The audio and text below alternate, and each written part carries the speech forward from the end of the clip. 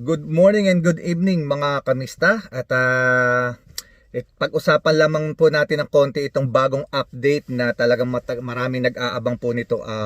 Ito yung kaso ng mga missing sa Bungero na ang involved po ay mga pulis at ito pong si allegedly ay si Atong Ang. Kung tagurian po nila ay si Boss A or si AA, short for Atong Ang. So mga kamista, matagal na wala po talagang update, matagal na walang natahimik talaga, nawawala si Atong Ang, hindi malaman kung saan nandoon, although meron siyang warrant of arrest, at kung sari-sari na nga pong mga kwento at ang nangyayari nga po ay halos natabunan na ng mga bagong issue sa politika, itong kaso ng mga missing sa Bungero at itong pagkawala ni Atong Ang na hindi maintindihan o malaman kung nasaan. At meron pang nagsabi na siya ay natanaw namataan nitong mga nakaraang buwan po yata dito sa bandang Batangas. Pero wala pong confirmation yan mga kamista. Pero ito ang isa sa malinaw. May bago pong update tungkol sa kaso nitong si Atong Ang sa mga missing sa Bungero. At bago ko po bigyan ng komento, o bago po natin pag-usapan ng konti itong pangyayaring ito, ay panuurin po muna natin itong bagong tawag dito, news. Actually, kababalita po lamang nito at gusto ko baka sa inyong iba sa inyo hindi pa napapanood ito or yung iba napanood na. Pero pakinggan lamang po natin, saglit lamang po ito para madali po natin pag-usapan. Okay, pakinggan po natin. Sa pwesto, ang dalawang opisyal ng PNP na sangkot umano sa pakikialam sa kaso ng mga nawawalang sa Bungero. Kwento pa ng isa sa mga kaanak, may mga umatras ng complainant matapos pangakuan daw ng abogado ni Atong Ang ng 40,000 pesos kada buwan.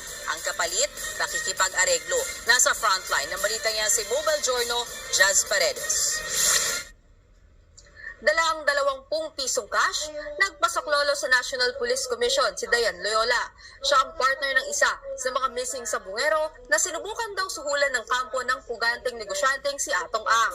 Ang kumakausap daw sa kanila ang abogado ni Ang na si Attorney Caroline Cruz. 40,000 piso raw ang pangakong ibibigay sa mga kaanak buwan-buwan. 20,000 daw ang ibibigay kada kinsenas. Unang pag-uusap po namin na gusto niya kong makausap po yung mga polis at saka mga security guard. Nagbigay po siya sa akin ng brown envelope na may lamang 20,000. Sabi niya po pamasahe lang. Wag ko na daw pong buksan. Nagulat po ako sa laki kasi 20,000 para lang po sa pamasahe. Ayon pa kay Dayan, mula sa 35 complainant, 5 na lang silang aktibo ngayon. Matapos makipag-areglo ng iba kapalit ng pangakong buwan ng bayad. Bukod pa raw ito sa pangako mismo ni Ang na tig 1 milyong piso sa mga papayag. Kapalit po yon ng hindi pag-attend.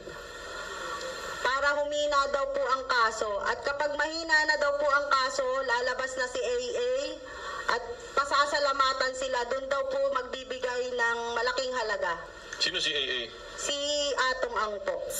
Pinangalanan din ni Dayan ang mga police official na naging tulay para makausap nila ang mga pulis na nakadetain sa custodial facility. Sila ay sina Police Major Reynaldo Paniebe Jr., OIC ng PNP Custodial Center, Police Lieutenant na Dame Malang, spokesperson ng PNP Highway Patrol Group. Ayon pa kay Dayan, si Malang daw mismo ang sumundo sa kanila. Nakipagkita po kami sa Krame. Sa labas ng Krame. Tapos may sumundo po sa amin doon papasok ng Krame. Isang kotse na ang driver po ay pulis. Hindi po namin kilala kung sino. Nung pumasok po kami doon, may pagkahatid po sa amin sa loob ng Krame, may sumundo naman po sa amin na isang attorney at isang pulis. Yung pulis pong sumundo sa amin, ang pangalan po niya ay Dame Malang. Yung po yung nag-escort sa amin papasok ng custodial ng mga polis. Habang si Paniebe daw ang nagpapasok sa kanila sa custodial facility. Nakausap pa nga raw ng mga complainant ang mga pulis na sangkot sa missing sa Bungeros. Kanina kinumpirma ng PNP na sinibak na Sa pwesto sina Malang at Panyebe habang bumubulong ang investigasyon. As a matter of protocol, doon sa implication po niya, based na rin po sa kautusan ng ating Chief PNP at doon sa press conference ng ating Biseo kahapon, immediately pinarelieve natin. So, he will explain this during the investigation. Base po doon sa initial investigation, hindi pa po namin sa kasalukuyan masasagot kung totoo o may katotohanan na pinapasok dahil wala pa po kaming matibay na pagkukunan ng ebidensya na kung nagkaroon talaga ng pagtanggap ng mga unauthorized visitors doon po sa ating mga persons under police custody. Ikinagulat naman daw ng Napolcom ang inilahad ng kaanak ng missing sabungero. I'm surprised that the victims are talking to the alleged perpetrators. Dinismiss na nga namin sila. So as far as the Napolcom is concerned, they are not fit to be policemen. Dinismiss na namin sila. Klaro-klaro. Tapos papupuntahin doon yung mga pamilya ng biktima. Sinisiguro naman daw ng PNP na makikipagtulungan sila sa Napolcom sa investigasyon ng mga dawit na kabaro. It is safe to assume this would be grave misconduct and conduct unbecoming of a police officer, if ever. Sinisikap pa ng News 5 na kunin ang panig ng dalawang sangkot na pulis na nanatili namang at large ang puganting si Ang na itinuturong mastermind sa kaso ng missing sabungeros. Nagbabalita mula sa Frontline Mobile Journal, Josh Paredes. Okay mga kamista, narinig po ninyo, napanood ninyo, ito ay bago-bago lamang at talagang lahat din tayo ay medyo nagugulat sa sa latest na ito na balita. Matagal na nating inaabangan ito kasi gusto natin talagang malaman kung ano ba talaga kahihinat na ng kasong ito ng mga missing sabungero laban sa isang pinaka makapangyarihang individual sa Pilipinas. At ito nga po ay walang iba kundi si Atong Ang. So itong nakakagulat mga kamista, biruin nyo, talagang hindi nawawala yung mga pulis na sumisira sa hanay ng kapulisan. Mga ano pa po ito, mga opisyal pa.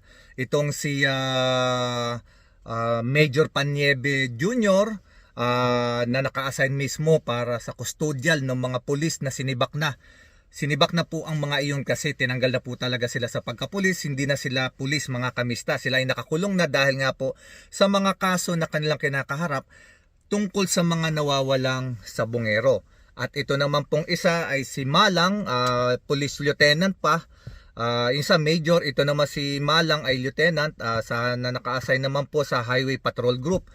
Na parang itong dalawang ito sila pa yung nagiging bangka o tulay para makapag-usap o makita yung mga pulis na natanggal na nasibak na nasa custody na ngayon ng PNP. Ang ano rito masaklap mga kamista, siyempre marami sa ating mga kababayan o mga Pilipino ang naghahangad na makita na magandaan maging takbo nitong kasong ito dahil ito ay very classic kasi talagang hindi mo malalaman hindi natin alam kung saan talaga tatakbo ito. Mananaig ba talaga yung batas? Mananalo ba talaga yung katotohanan? Or mananaig yung may pera? Kasi mga kamista, kayo mismo, narinig natin lahat na talagang ginagapang unti-unti. Habang tumatagal yung palang panahon na natahimik yung kasong ito ng mga missing sabungero ay may underground na sikretong nangyayari. Mismong lawyer nitong si Atong Ang na si Attorney Caroline ay siya mismo ang nakikipag-usap at nakikipagdialogo sa bawat pamilya ng mga nawawalang sabungero.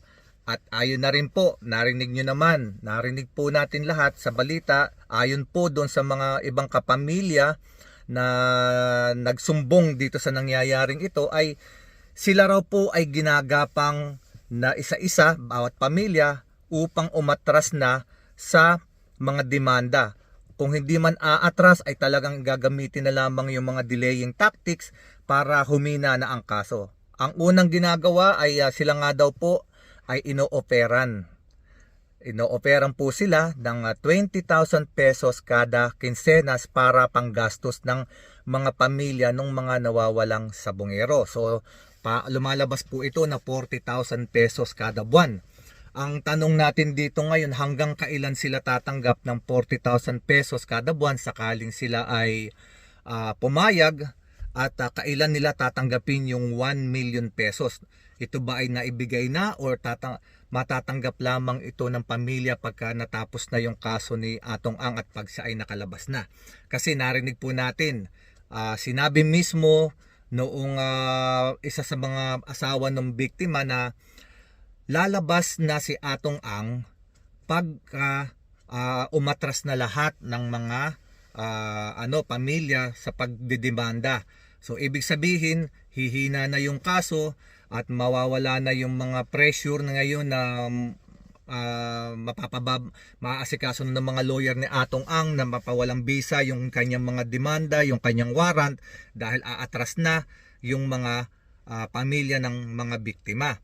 So sa madalit salita mga kamista, itong nangyayari is parang ganito. Yung habang tumatagal ang panahon, unti-unting inaasikaso ng mga lawyer ni Atong Ang at ng kanilang mga kasabwat ng mga pulis na nagpapagamit sa kapangyarihan ng pera, unti-unting tinatrabaho na isa-isang mawala at isa-isang umatras ang mga complainant. Kasi narinig naman ho natin, biriin nyo, nung umpisa talaga marami yan, 35 po. 35 na pamilya ang naghahabol at nagdemanda kay Atong Ang. Pero ngayon po, according mismo sa pamilya, do sa press conference na yun, ay lilima na lang silang natitira. 5 pamilya na lamang ang natitira na nakikipag tulungan at nagpupush ng kanilang demanda laban dito kay Atong Ang. So ibig sabihin po, 30 pamilya na po ang pumayag at umatras na sa paghahabol kay Atong Ang. So ibig sabihin po noon, ang mga pamilyang iyon ay tumatanggap na ng 20,000 pesos kada kinsenas or kabuuang 40,000 pesos kada buwan. So ngayon mga kamista, ang sabi ay bibigyan din daw po ng halagang 1 million ang bawat pamilya pagka natapos na. Napakaliit naman yatang halaga nun. Para ipagpalit mo yung pamilya mo, 1 million. Hindi ko pa sila masisisi kung ang pinagpalit nila sa bawat isang pamilya is 50 million. Baka masabi ko pa na naging ginamit na lang nila yung isip nila at yung kinabukasan. Siyempre, yung mga pamilya naman ng mga sabungerong yan o yung mga sabungero ay hindi naman po talaga silang mayayamang tao o may kaya. Kaya maaari po talaga silang masilaw sa perang iaalok ng kampo ni Atong Ang. Hindi naman ho natin masisisi ang mga pamilya rin.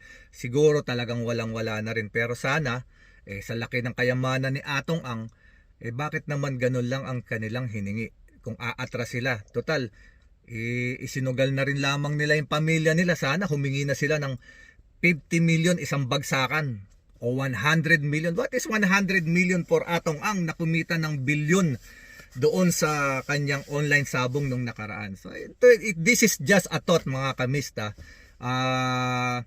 Kasi willing naman siguro si Atong Ang na makipag-negotiate or tapusin na yung problema. Sige, bigyan na natin ng tigo 100 million bawat pamilya. It's just right, di po ba mga kamista? Kung 100 million man lang sana, o sabihin na natin pinakamaliit 50 million. Kasi practical na lang mga kamista, magiging practical na lang kung ganoon. Pero yung 40,000 pesos kada buwan, hanggang kailan? At yung 1 million kailan ibibigay? So parang namatayan ka ng kamag-anak sa ganoong paraan, ang nangyari parang bargain, parang ang cheap pala ng kamatayan ng isang tao pagka ang babayaran ka lang ng ganong halaga. Pero sabi nga natin mga kamista, hindi natin masisisi ang bawat isa sa kanila kung kailangan na nila at natatagalan sila. Kasi ang kampo ni Atong Ang sa nangyayari ngayon is ginagamit nila yung delaying tactics. So siguro talagang hindi na makapag-intay yung ibang pamilya at natatagalan na. Siguro may mga kanya-kanyang dahilan. Pero meron pang 5 na natitira na talagang pursigido na lumalaban pa para habulin itong si Atong Ang. Pero ang tanong natin dito mga kamista, hanggang saan kaya tatagal ang mga kababayan nating ito na biktima, allegedly ni Atong Ang daw ang mastermind. Allegedly, hindi natin sinasabing siya talaga kasi alam nyo mga kamista, no matter what, si Atong Ang ay mananatiling inosente hanggat hindi ito napapatunayan ng batas, dahil hindi pa naman po talaga siya humaharap sa hukuman at hindi pa nabababaan ng ng hatol. So kung ganito ang mangyayari sa delaying tactics na yan ng mga kanyang mga lawyer, sabi nga magtago siguro muna siya habang pinalalamig ang sitwasyon at itong mga pamilya ay mainip at magbabayad na, ay maaaring lumabas na nga itong si Atong Ang para humarap na kasi wala nang kalaban eh. Ang tanong na lamang natin dito mga kamista is hanggang kailan kaya tatagal yung 5 pamilya na natitira. At sana kahit ganyan na nangyari, ito namang sa National Police Commissions, itong ating mabuting sekretary na si Attorney Kalinisan, ay sana lahat ng mga sangkot ng mga pulis na hanggang ngayon ay sumasawsaw, sana maturuan din ng leksyon para wala nang sumunod na mga pulis o mga opisyal na talaga nagpapagamit pa. Pulis ang ating sandigan, pulis ang ating sandalan para sa mga ganyan sitwasyon. Pero ang nangyayari, may mga ilan talagang tiwaling opisyal pa ng mga pulis ang talagang nagpapagamit sa larangan ng pera. Nakakalungkot mga kamista na ganyan ang sitwasyon ng hustisya ng ating bayan. Pero sana mas dumami pa yung mga pulis at mga public servant na tatayo para sa mga tao, para sa taong bayan, para sa katotohanan, para sa hustisya. At sabi nga, may kasabihan tayo na ang pagkahaba-haba man daw ng prosesyon ay sa simbahan din ang tuloy. Eto na nga, sa pagkahaba-haba po ng prosesyon, pagkahaba-haba ng delay, mukhang sa pagka-absuelto naman ang tuloy ni Atong Ang. So anyway, sabi nga natin mga kamista, may kanya-kanya tayong opinion. Hindi natin masasabi kung talagang guilty ba si Atong Ang.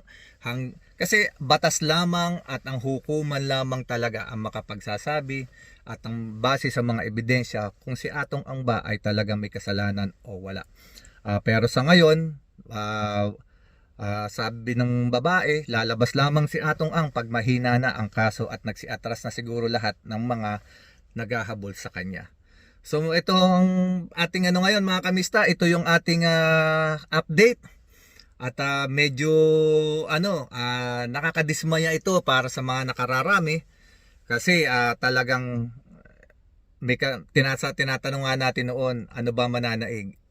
Yung hustisya para sa mga mahihirap o hustisya lamang para sa mga mayayaman? Kaya talaga hindi natin masisi ang iba kung naiisip na ang hustisya ay para lamang sa mga may pera. Yan po talaga ang nagiging damdamin ng karamihan. Kasi wala pa ho talagang nananagot na malalaking tao Kahit ho doon sa ating mga flood control project na nagkaroon ng iskandalo, ganun pa rin. Wala pa rin nananagot na malalaking politiko. Lahat sila ay nawawala at yung iba ay parang pinaglalaroan na lamang, pinaiikot-ikot ang ating batas. Wala ho talagang pangil yata o sadyang tinatanggalan ng pangil ang ating batas para hindi makapangagat ng husto sa mga malalaking tao. At ang tanging tinatamaan lamang, kagaya nga nasabi ko, ang sentimiento ng karamihan na mahihirap, para lamang sa mahihirap yata ang ang batas. Kasi pag mahirap, dampot agad, kulong agad, ganun ang sitwasyon. Pag mayaman, nakakalaya, nawawala, natatakpan ng kayamanan ang mga ang hustisya. Na it's so sad mga kamista, nakakalungkot pagka ganyan ng sitwasyon. Although hindi naman natin sinasabi na ang batas ay talagang para sa mayaman lang. Sana we still hoping, sana talaga dumating din ng panahon na mas marami pa ang at magtaguyod ng batas, hindi at ang batas ay mai-apply sa lahat. So hanggang sa muli, hanggang dito na lamang mga kamista. Maraming po salamat sa inyong pagsubaybay muli. At patuloy natin subaybayan to kung hanggang saan ba talaga hahantong itong kaso ng mga nawawalang sabungero at itong si Atong Ang ay kailan lalabas.